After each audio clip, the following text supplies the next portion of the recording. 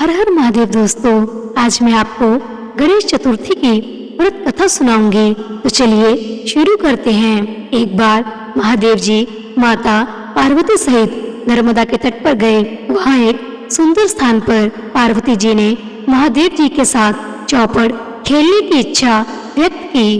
तब भगवान शिव ने कहा, हमारी हार जीत का साक्षी कौन होगा? माता पार्वती ने तत्काल वहाँ की घास के इनके बटोरकर एक पुतला बनाया और उसमें प्राण प्रतिष्ठा करके उससे कहा, बेटा हम चौपड़ खेलना चाहते हैं, किंतु यह हार जीत का साक्षी कोई नहीं है। अतः खेल के अंत में तुम हमारी हार जीत के साक्षी होकर बताना कि हम में से कौन जीता और कौन हारा। खेल आरंभ हुआ। देवयोग से तीनों बार माता पार्वती जी जीती। जब अंत में बालक से हार जीत का निर्णय कराया गया तो उसने महादेव जी को विजय बताया। परिणामवत पार्वती जी ने क्रुद्ध होकर उसे एक पांव से लंगड़ा होने और वहां के कीचड़ में पड़ा रहकर दुख भोगने का श्राप दे दिया। बालक ने विनम्रता पूर्वक कहा, माँ मुझसे अज्ञानतावश ऐसा हो गया है। मैंने किसी कुटिलता या द्वेष के कारण ऐसा नहीं किया। मुझे क्षमा करें तथा श्राप से मुक्ति का उपाय बताएं। तब ममता रूपी माँ को उस पर दया आ गई और वे बोली, यहाँ नाग कन्याएं गणेश पूजन करने आएंगी। उनके उपदेश से तुम गणेश व्रत करके मुझे प्राप्त करोगे। इतना कहकर वे कैलाश पर्वत चली गई। एक वर्ष बाद वहाँ श्रावण में नाग कन्याएं गणेश पूजन के लिए आई। नाग कन्याओं ने गणेश व्रत करके उस बालक को भी व्रत की विधि बतलाई।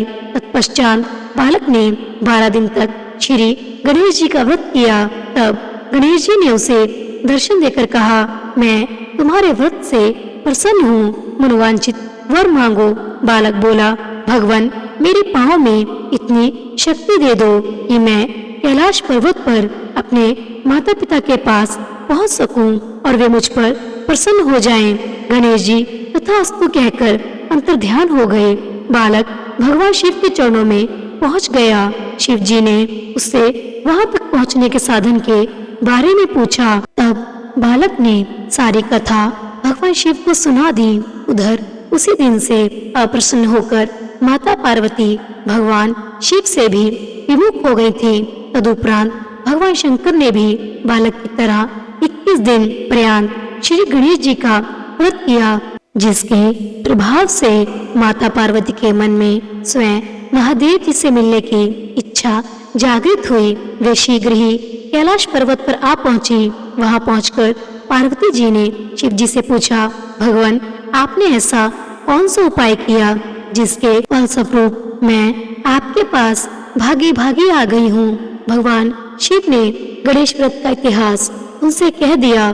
तब माता पार्वती जी ने अपने पुत्र कार्तिकेय से मिलने की इच्छा से 21 दिन पर्यंत 21 की संख्या में दूर्वा, पुष्प तथा लड्डुओं से गणेश जी का पूजन किया। 21वें दिन कार्तिकेय स्वयं ही पार्वती जी से आ मिले। उन्होंने भी माँ के मुख से इस व्रत का महात्म्य सुनकर व्रत किया। कार्तिकेय ने यही व्रत विश्वामित्र जी को बताया। विश्वामित्र जी ने व्रत करके गणेश जी से जन्म से मुक्त होकर ब्रह्म ऋषि होने का वर मांगा।